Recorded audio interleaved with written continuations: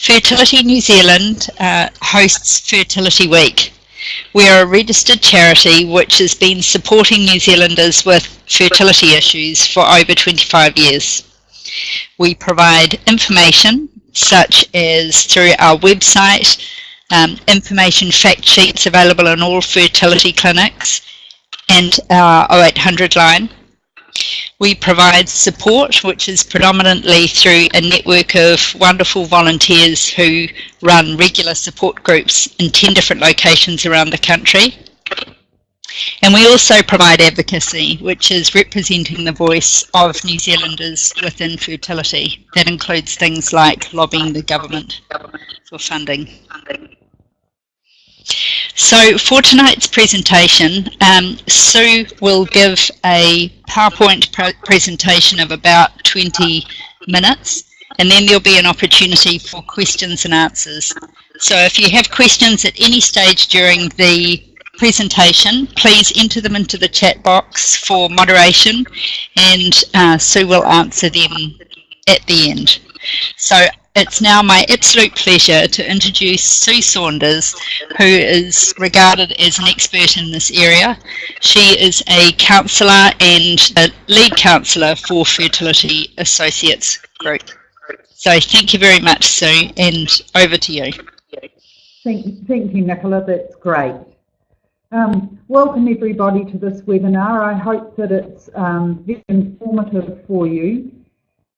Considering donation or surrogacy is actually a very big thing for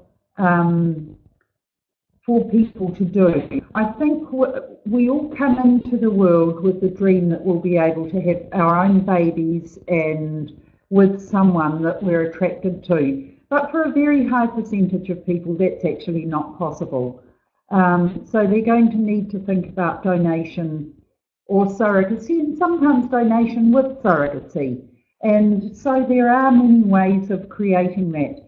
Now, for some things, we require an ethics committee application. So surrogacy, embryo donation, some within family egg donations and sperm donations. And when we have egg plus sperm donation, so that's having a child that hasn't got any of your own gametes in it, and that's required as being one of the things that requires an ethics application. The ethics committee, I personally don't see as a barrier. I see them as a way of ensuring that we've given you good information, that you've understood the good information, and that you've been able to make a well-educated decision. And sometimes the ethics committee will come back to us and check on things, and that's all good process also. Anything to do with fertility, as probably most of you who are listening to this, has emotional considerations. Infertility is a hard process. It really challenges everything we thought was the way the future would be for us in things. I know that you've all got this PowerPoint in front of you. I particularly want to highlight that people do bond with children that are either donations or surrogacy children. These are very much wanted children. There's nothing at all casual about the process that people have when they use a donor or use a surrogate. And so when the baby comes, it's a very welcome baby. Certainly it might take them a wee while to get to know their baby, but it is a welcome baby. And generally their families and friends have been through the process with them, particularly if it's surrogacy. So they offer good support. Not so much often with donors, because some people choose to be very selective about who they tell about donors. If you've done good work beforehand, you will in fact know who you feel you can talk to and things like that. Right, I've just got too far in my presentation, and I'll just go back up.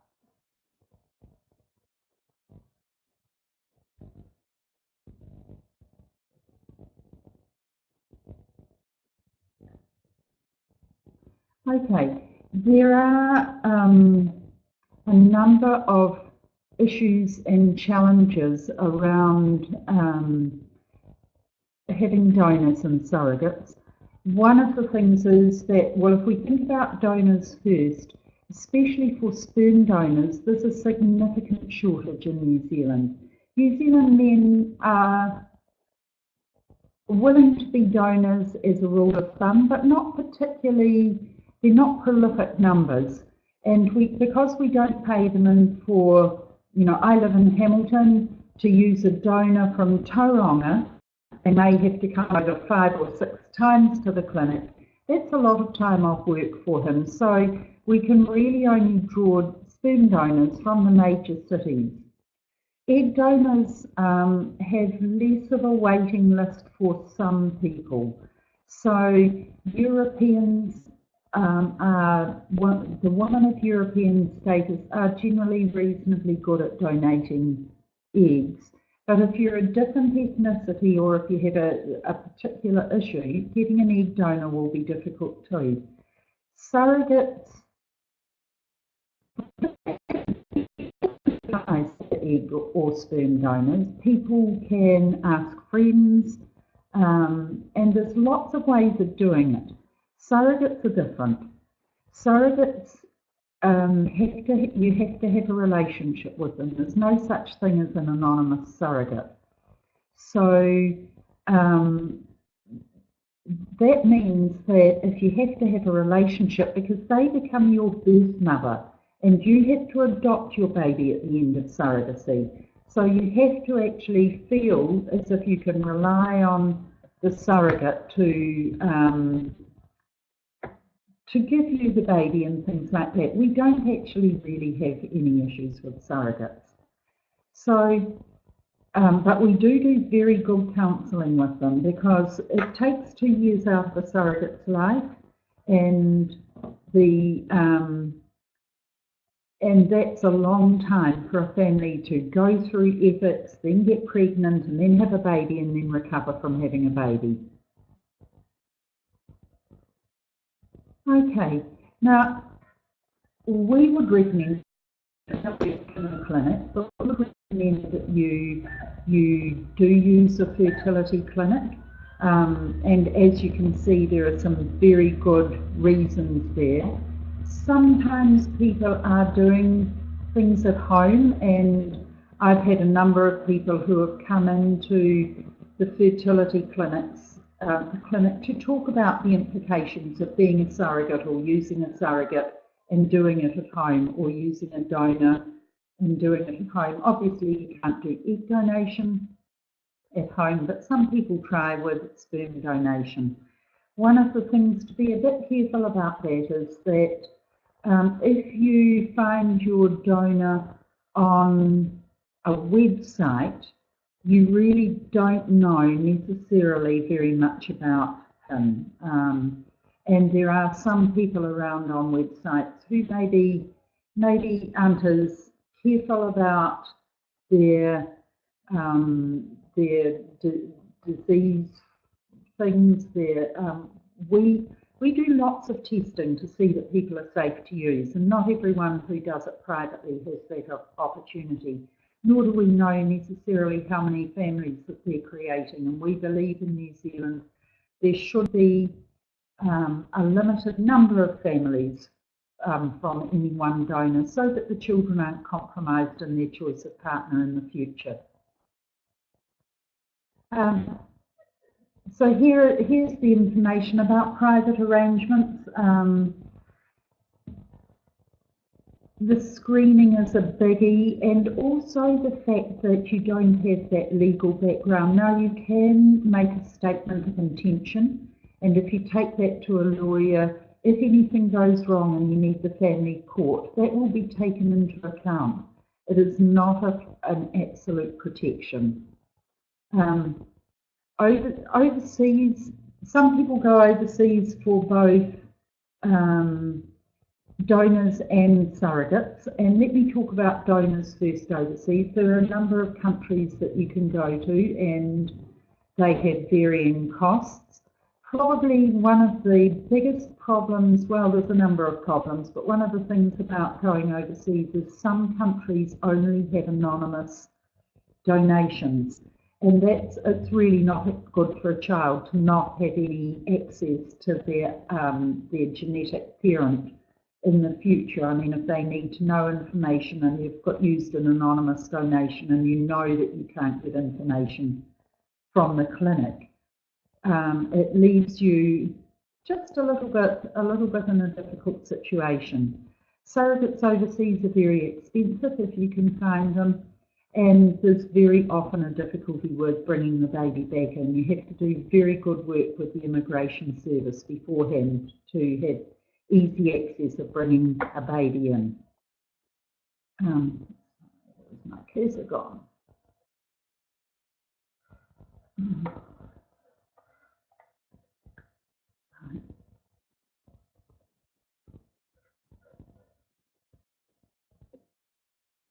Okay. So one thing I haven't mentioned is donor embryos, and I would really like, the top statement on the slide is a wonderful statement. Donating sperm, eggs and embryos is an act of kindness and generosity which brings great happiness to the recipient family. It's devastating for people to discover they need a donor, and for many people the fear for that is childlessness. But people can work through that, and they can get to a place where they can feel ready to use a donor and to know that they will love and bond with their child. We do talk to donors, all clinics talk to donors about the fact they have to be available for their donor children, that there might be medical information they need, or they might need identity information. And while legally children can get that information at 18, in fact the parents can come to the clinic and seek information a whole lot earlier than that if it's in the best interests of the child. There's often a long wait time for clinic source donors, and particularly sperm donors, and that really is about talking to the clinic and just getting that sorted. Embryo donation is interesting. There are a number of people who feel that they can't dispose of embryos, that these are potential children and they should have the opportunity of life. These people are enormously generous, and often they'll come into counselling with every intention of donating to someone and feeling very, very good about it. When they consider that it's a little Jimmy or a little Mary, sometimes their feelings change and it becomes too difficult to donate, because when you donate embryos and another couple birth the babies, you lose any rights and responsibilities. The babies are recognised as the legal children of the birth parents, which is the recipients. Some people can manage to stay in contact and some can't. It's a very big area. I think it's a very complex area. It's probably the smallest area in terms of the actual treatment, because it's just a thawed embryo cycle. But in terms of the social structure of two families, it's a very big area. Children will want to know where their genetic origins are. Now, the Heart Act, and indeed all fertility clinics highlight this too, believe that children need to know their genetic origins, that secrets in a family are very destructive, and the children I've worked with who have been most troubled have been children whose parents have told them as adolescents, or who haven't told them and they've found out, and they're then very angry with their parents for not being honest. We believe that the sooner a child knows, the better, that children of around 3.5 to 4 need to be told that mum and dad needed a hand to have a child, and that they went to the clinic and the clinic said that they needed a donor and they got one. They don't understand it at that age, but it can get built on. It's called scaffolding, where you build on information as they're older and ready for it. These children are quite capable of knowing what's family information and what we discuss in public. So, you can tell people. There are lots of resources, both through donor organisations and through books, that are available to parents to help them with any form of donation and with surrogacy. Now, one of the things that's always has to be worked out between donors and recipients is the level of contact. And we do spend a lot of time talking about that, because some donors will want lots of contact. They'll want to hear each year about how the children are doing, and it might just be an email each year. Other donors may well not want much contact at all. And that the same can happen with recipients and donors, and with recipients in relation to the donors. And these recipients often will feel very anxious that the child will like them better than the donor, but of course the child may not know them. The child might just know them as a person in an email once a year or something like that. We always manage an agreement of how it will work. It might be an evolving relationship. So it might start off that contact is just through the clinic, and then it might move after the child's born to sending an email to each other. And then down the line, a few years later, it might move to meeting. It doesn't have to, but those are the sorts of things that do happen. There's a lot of ways to thank donors and recipients, and we're basically fairly good about it. With sperm donors, very often the recipients will write a card. It may only be a first names card, and thank them, and the men are very grateful for that. Egg donors, because the couple have to be there on the day the eggs are collected, will often take a small gift and a nice card. And surrogates are a little bit different, and that needs to really be thought through quite carefully. Our law says that you cannot give valuable consideration to any donor or surrogate. So staying within the law is really important. And joint meetings are a really good idea. Okay. Counselling is probably one of the ways with both donor work and surrogacy work. So this is where I need to separate out donor and surrogacy again. There is mandatory counselling for both, but it's less for donor work than it is for surrogacy. I hope and believe that people should do as much counselling as they need, because it's only the counsellors who will be able to help you understand things like the implications, what will happen if, how do you let the donor know if, and things like that. With surrogacy, because it's an ECART issue, we have to do 2 counsellings for each party, and we have to do a joint counselling, and we do that to be accepted.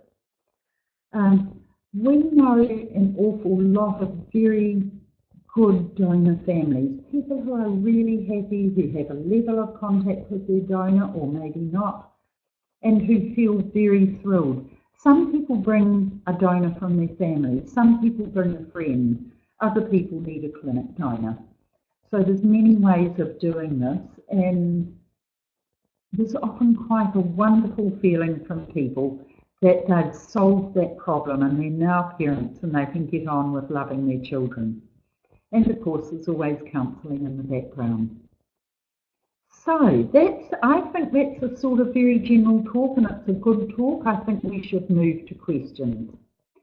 So I've got some questions from people, and I presume you can see them on your screen too. In the future, do the donors have any legal rights to access the child? How do you tell your child they come from a donor?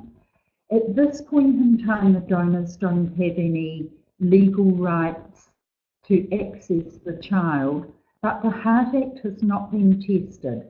And I think that when it is tested, we may well find that donors can find out at 18 who the child is.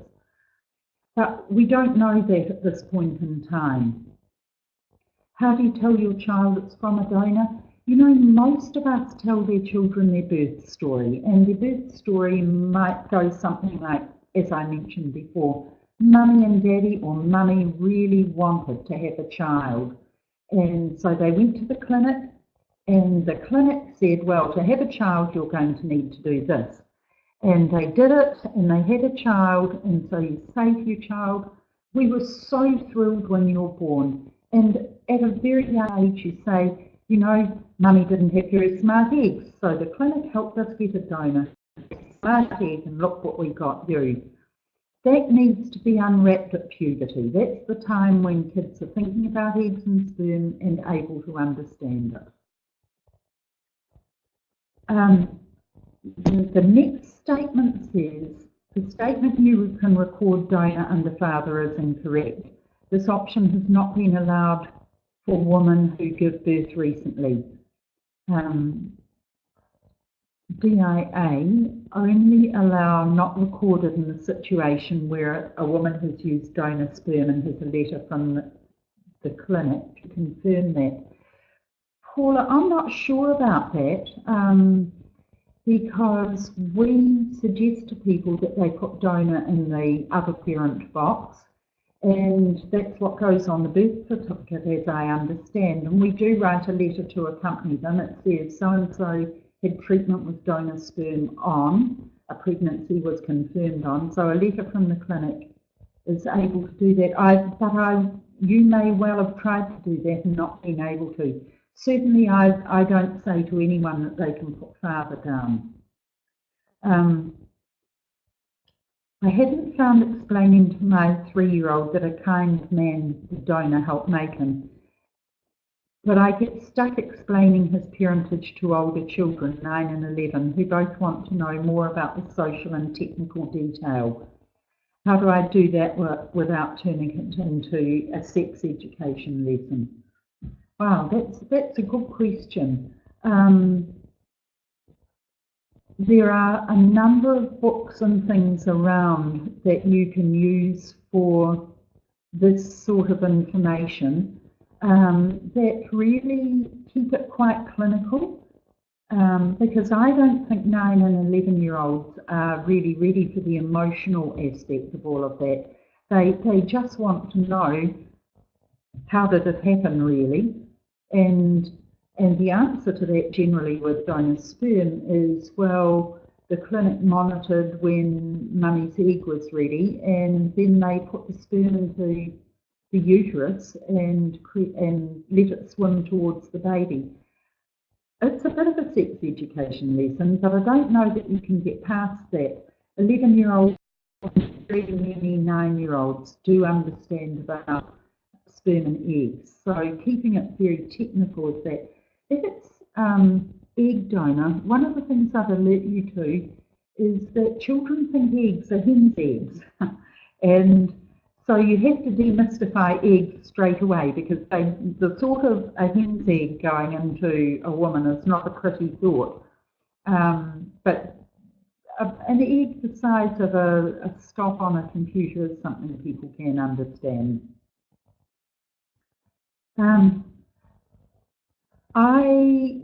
I think that it's interesting. I think every family is very different, and you're asking about stepchildren without doing how babies are made conversation, and it really to a large extent depends on the children what you say,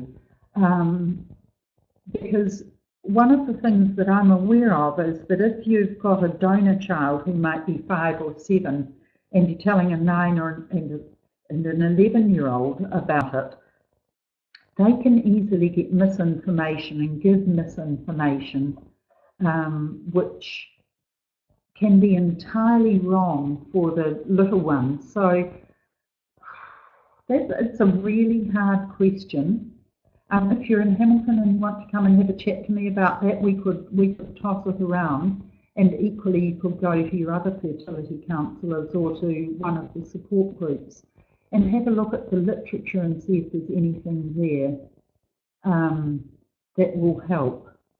I'm sorry to be vague there, that's a really hard question and I haven't given it a lot of thought. The next question is, during IVF, is it possible to donate some of the eggs from the cycle? If so, would you have some of the IVF's costs paid for? That's called egg sharing. It has been done in Britain. It has all sorts of ethical implications, like how do you make sure that do you get if there's 10 eggs, do you get the first 5 taken out, or does the other woman get the first 5 taken out? What happens if she gets pregnant and you don't get pregnant? These children will be half siblings. How do you stay connected with the person who shares that? In New Zealand, it's not an issue because an IVF cycle, the eggs all belong to the woman, which is sometimes a great shame because some women produce lots of eggs. And if there's a donation cycle, then all of those eggs go to the recipient. We don't have that 50-50 business. What testing of the embryo can you do prior to implantation? There is quite a lot of testing of an embryo at 85. There's a technique called pre-gamete selection in which they test the embryos to see if they have the right chromosomal quality and numbers and things. It's not a test which goes into a lot of things, but particularly for people who have had some miscarriages, PGS it's called, is actually quite a good option. And I had some people the other day who had a whole package of miscarriages and they had PGS. And out of 9 embryos, I think I've just got a couple that are unaffected. It's a great saving of effort for that. It has to be done on day 5 and it's generally done straight after the embryos are created. So they take one cell out of the embryo and make it slide with it and send it to Christchurch for testing, and then they freeze the embryos and you have to wait for the results to come back, and I understand it's between 2 and 3 weeks when the results come back. If you have embryos made and you want to do something like that, it creates a wee bit of a risk because you defrost the embryos, take a cell off and then refreeze them. Do you have any stats on how many approximately surrogacy babies are born every year in New Zealand? I don't actually. I think that probably the Ethics Committee might see between 10 and 12 surrogacy cases a year, and a portion of those will go through with the cycle. Most of them will go through with the cycle and some of them will have a baby born. But I can't give you those statistics. Surrogacy actually well worked through. Surrogacy is a good option in New Zealand. I know it takes a long time and I know that it can cost some money, but when it's a good surrogacy, it seems to work very well. Now, an IVF cycle, there are about 10 IVF cycles. That's a very big question. The smallest of the cycles takes about a fortnight to complete. So that's from the time of day 1 through to when the eggs are collected and fertilised. You could maybe go to 16 days and you've probably got the freezing time, and you consider that a cycle complete. For people who have other issues going on, a cycle can take 7 weeks or more even. So cycles have a great variation and they need to be tailored to the particular need of that woman or couple. What information do you receive about the donor when viewing profiles? That's a good question. you actually receive enough information to get a really good sense of the donors. So you receive a sort of it's usually about 4 pages, and on page 1 you get physical characteristics, height, weight, body build, hair colouring, hair type, eye colouring, skin colouring, all of those sort of physical things. Then there's some stuff on personality and sociability. Over the page there's some stuff on education and what they liked at school, what they were like as a child, what their interests are, what career they work within, some health questions about good health and operations and things, some of the quirky information, like whether they're right or left-handed, whether they drink, smoke, gay or straight.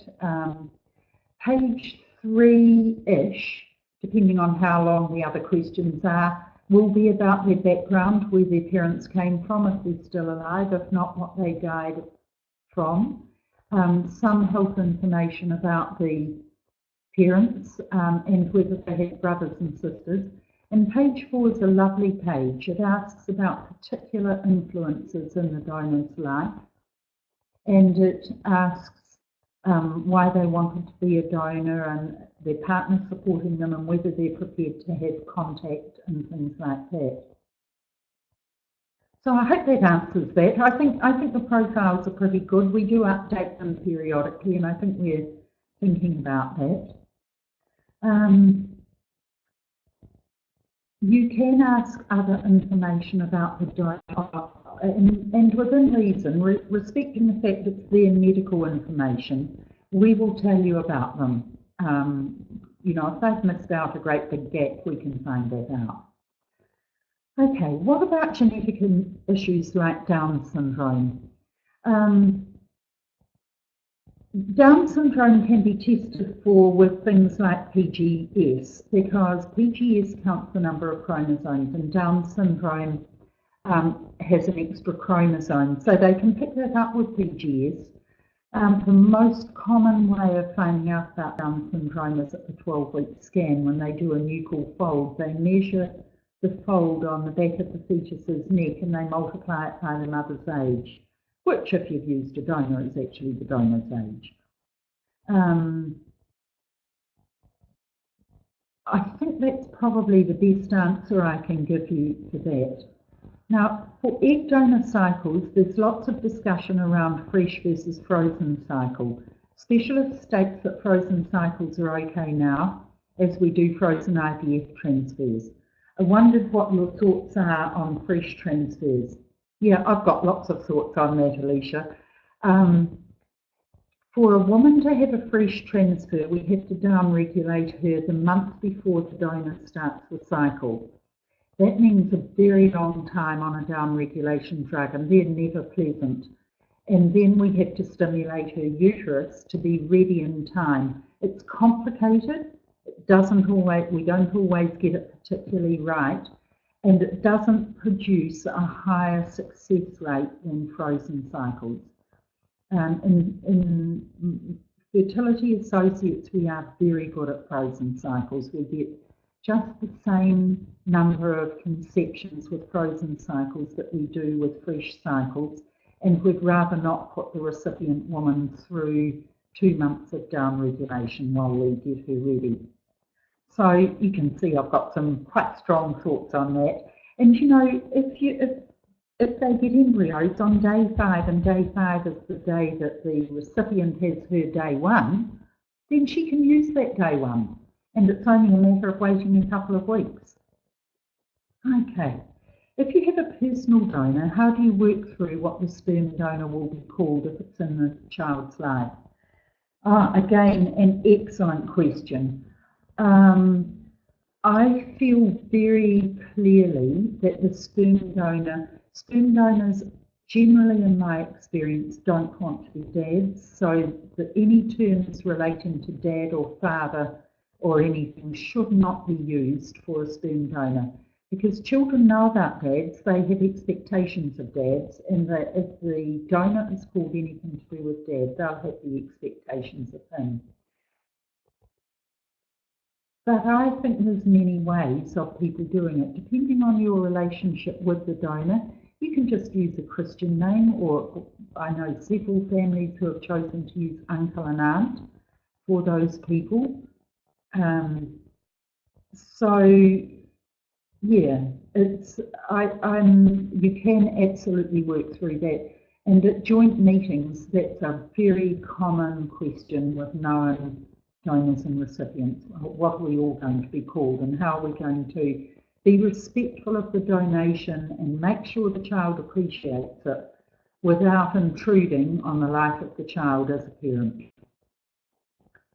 What happens if you want to use the same clinic donor for a second child? Can they say no? Okay, for sperm donors, enough sperm is put aside for you to have the same donor for both of your children. And if you run out of sperm, you can apply to the clinic to see if they've got any spare sperm from maybe someone who's only chosen to have one child. We can approach donors and ask if they'll do it again, and they often will. And with egg donors, we can do likewise. If you get one child and you feel that you want a full genetic sibling, then we will approach the egg donor and see if she'll do it again. With embryo donors, of course, you get what you get, and we can't increase that. What are the issues? What issues are there around abortion and surrogate? Oh, hang on. We have a child born from donor sperm insemination and clonophen, and she has Down syndrome. She passed all the scans with a tick. Oh, I am so sorry to hear that. That is an absolute tragedy. I do know that sometimes children do go through all the screening, and I would suggest that if you are going to have another child, that you do something like a chorionic villi screening test, which can be done at 11 weeks and is quite definitive and can give you that information. So the testing that happens at 12 and a half weeks only gives you a guideline. The testing, the CVS it's called, chorionic villi screening, that gives you a definitive answer. And, you know, it's not easy. I mean, Down's children can be absolutely so lovable, but it's not easy bringing them up. And certainly if you're going to have another child, you'd want to be fairly sure about that, either to use PGS and screen embryos before they're implanted, or to do this test at 11 weeks of pregnancy and being prepared to terminate if you have another Down's child. What issues are there around abortion and surrogates? There are issues, that's exactly right. So surrogates have control over their body, and they can make the decision to terminate. And actually the intending parents can't influence that.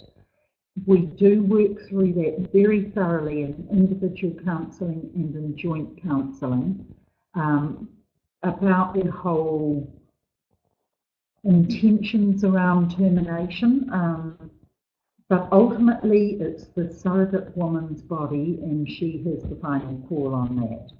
Surrogate pregnancies are often quite hard pregnancies, and so surrogates can have a bit of a rough time, I'm afraid, with the pregnancy, and so we have to talk and think about that really clearly and have some agreement, and we have to tell ethics about that too. So did you test particularly, oh I see, there's people asking a question about the Down's child, did you test specifically for this? And the answer to that is no, we didn't test for her at the time other than the scans. We were deemed too young to be a risk. You know, if you used a donor, I guess the age of the donor was in that mix too. Okay, suggestions on where to begin the hunt for a surrogate. In my clinic, the most successful place that people find surrogates is by using their Facebook site developing a private section on it, and writing a very brief little story about why they need one, sending it to selected people only and asking if they or anyone they know would be prepared to be a surrogate. And amazingly, people do get responses that way. There's also a website. If you Google Surrogacy New Zealand, you'll get a website, and people pick up some surrogates that way. So I hope that's useful for you. So we've got a wee conversation happening here. Yes, we had a second ICSI child and had an amnio, and he's all good. That's super, I'm so pleased. So another question is, I have a 31-year-old egg donor. Eggs were collected yesterday. Tests leading up to collection, she had good results. Yesterday, only 3 eggs were collected. They think she may have started ovulating early. Is there any tests that could have been done prior to egg collection? The final injection is a trigger injection which it suggests to the donor's body that she gets the eggs ready for ovulation. Now, normally these things do happen. I have to say, unfortunately, occasionally these things do happen. And one of the things I would say is if you've got 3 eggs from a 31-year-old, they should be pretty good eggs. The trigger injection says to the body, ovulate in 40 hours, and most clinics come in at 36 hours and collect the eggs, and usually that's enough, but occasionally they might have started ovulating early. Okay, and then our next question. Are there groups available for donors here in New Zealand? I'm thinking in particular egg donors to connect and talk here.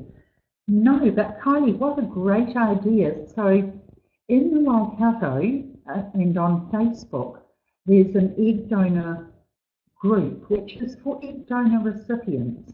And there's a sperm donor group for single women who have had donor sperm children. And they do wonderful work supporting and caring for each other. I really feel very pleased about both of these groups. It would be wonderful if someone started an egg donor group, and if they did, I know the counsellors would be happy to tell people about it. And in fact, Fertility New Zealand would be also happy to tell people about it. So if you've got the energy to do that, if you just want to talk to some people who have been egg donors, then that's actually possible to organise. Can I just comment on that? We actually have it as an agenda item. Somebody suggested it for our AGM in about 10 days about Fertility New Zealand reigniting a donor conception network, which we have been involved in the past. So yes, if you'd like to be involved, to get in touch with us, and we might be able to assist you with that. That's fabulous. Thank you.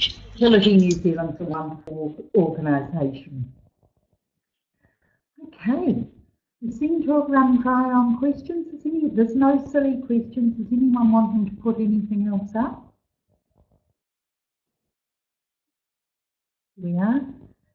There are Facebook groups, and there is also the EDA forum, which is great for donors and recipients. If you look up Egg Donation Australia and New Zealand, they have groups for donors.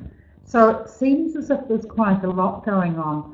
You know, for children born as a result of a donation, knowing other children who have the same family building concept as they have is particularly important. It takes the weird out of it. And so I do encourage people to know other people who have used the same treatment. And here's another one. There's also a website called Eden for surrogacy and donors. You know, I'd love to go on some of these websites, but we can't do that. They need to belong to the people who have used the technique. But I'm sure they're very good websites, and I would encourage you to use them. Okay, what is the approximate wait time for anonymous donor sperm in New Zealand? Okay, That's, I presume you mean clinic recruited sperm. And for an insemination, it can be 2 to 2.5 years. And for IVF, it can be anywhere 15 months to 18 months, and that's simply about the lack of donors. If people bring in a personal donor, they get treatment much more quickly. How do you explain you have had IVF to others if single? Oh, that's a good question. Firstly, I think that IVF doesn't have a lot of bad publicity at the moment, so I think that being able to say you really wanted a child and IVF was the way you were going to have a child is probably, and just tough it out, and if people push it too far, just say to them, I don't want to have this discussion. I'm a great fan of stopper statements when people start giving you advice or getting intrusive. So I would suggest that be honest with those who are important to you. Tell the others you don't want to have a discussion about it.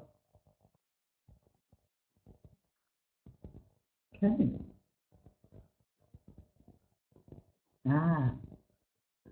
Your opinion on personal sperm donation versus clinic sperm donation, implications for the husband. Sperm donation is really hard on men. When women have egg donation, they carry the baby. When it's sperm donation, the man has to really work through his infertility and feel positive about it. Children have the right to have their genetic information, and if we work on that premise, if you're telling a girl in puberty when she's learning about periods and things about having a donor in her life, and she says, so who is my donor? It's actually easier to say, well, it was Rob down the road who gave us, you know, Rob, and she'll probably say, oh, him, oh, he's really nice. And then she'll mull it over for a while and she'll come back and say, so what is he to me? And the answer to that is, he's your donor. That means he helped us have a child so we could be your mum and dad. So always coming back to the being a mum and dad. Some people can't find a personal donor and they need to work through the clinic thing of having a profile which gives you a reasonable amount of information. And sometimes when children are very different from their mum or dad, we will work through a process of getting more information from the donor. And donors on the whole are really nice people, so they're pretty willing to do that.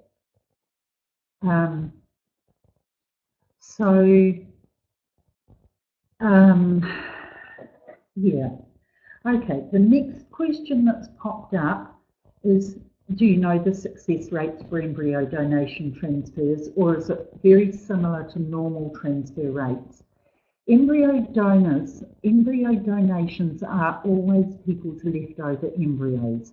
We use embryos in the same order for everyone, and that means we use the best ones first and we keep on using them until the couple have finished their family. There can be very good quality embryos left over and there can be very ordinary ones, and it really depends on the quality. I would say the best sort about that is that it's absolutely equal to IVF, and so the same success rate as IVF. Yeah.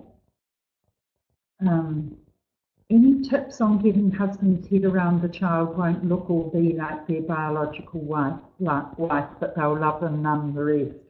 That's a good question, because they won't look like, if it's an egg donor child, they won't look like their biological wife, but they will pick up the woman's mannerisms, their mum's mannerisms, as they learn to communicate, and that's often far more important than anything else, because people will say to you, oh, she's so like you. They don't actually necessarily mean an appearance. They'll mean, look, she's doing exactly what you do. So, and men have to accept that the genes come from someone else. with European men generally we can work through that in counselling. It's a little bit more difficult with some other ethnicities because people don't necessarily have the foundation biology knowledge about genes and things. How long is the waiting list for donor eggs? What a pearler of a question. We don't have a waiting list for donor eggs. We put people on a list, but donors tell us what sort of people they want to donate to, and we then, and it's so there's a whole step back in that. Let me start a little bit back. We have a Human Rights Act, which is our umbrella act and is a very good act. But it does mean we can't discriminate. And so if we had a list going up to the top, people who were way out of the age group of safely having children could have donor eggs. So what we do is we get the donors to give us directions about who they want to donate to. And that's generally around things like ethnicity, age, it might be around marital status, it might have religion in there, it might have disability in there, but a huge range of things.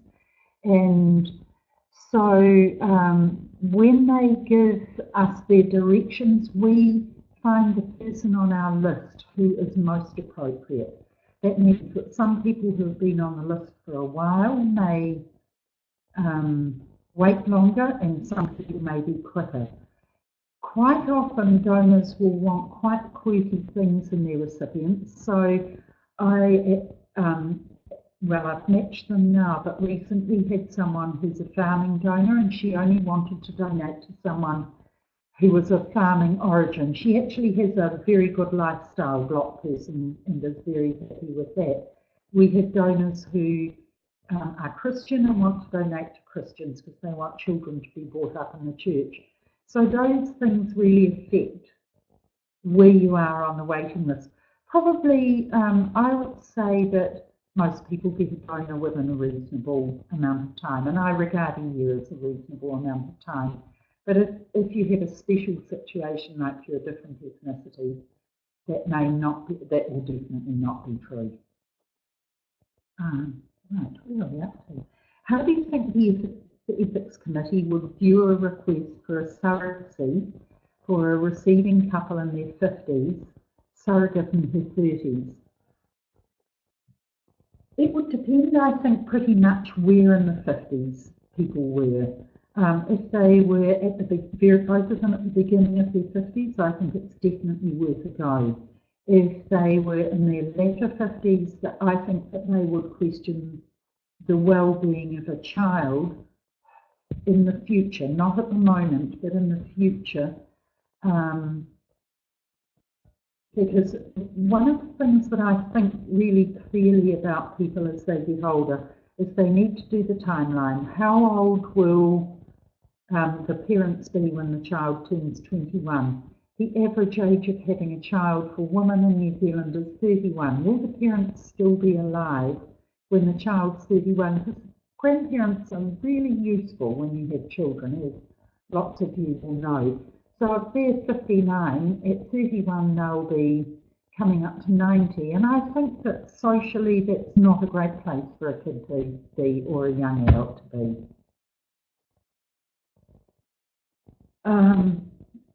We often write to the Ethics Committee and ask them if they're happy to receive an application. Not often, we sometimes write to them and ask that.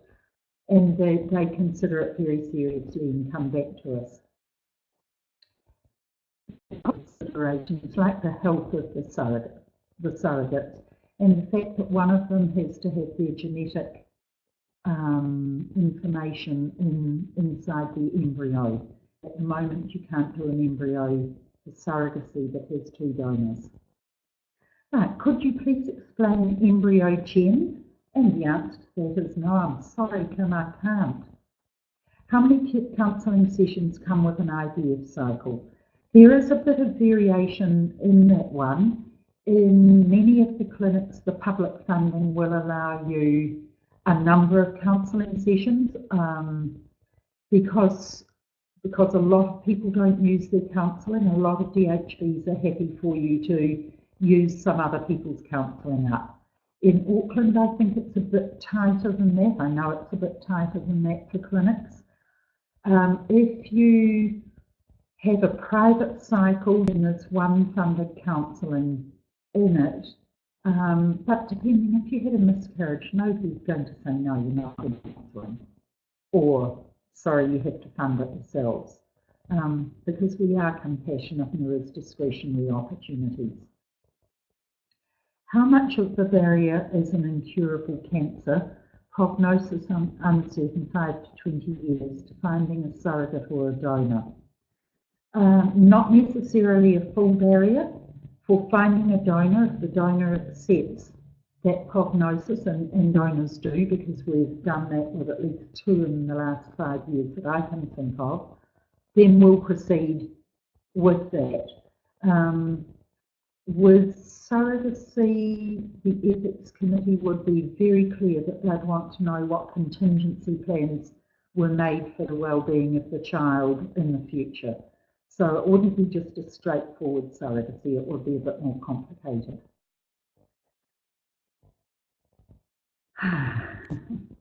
There we are. Thank you for that message. I thought we'd just wrap it up there. So you've been very generous with your time and all the questions you've answered. They've been really interesting questions.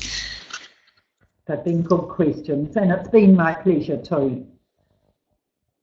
Thank you so much, and thank you to everybody who's attended tonight and participated, and especially thank you to Sue Saunders, who's been a wonderful presenter. That's nice. Thank you, Sue.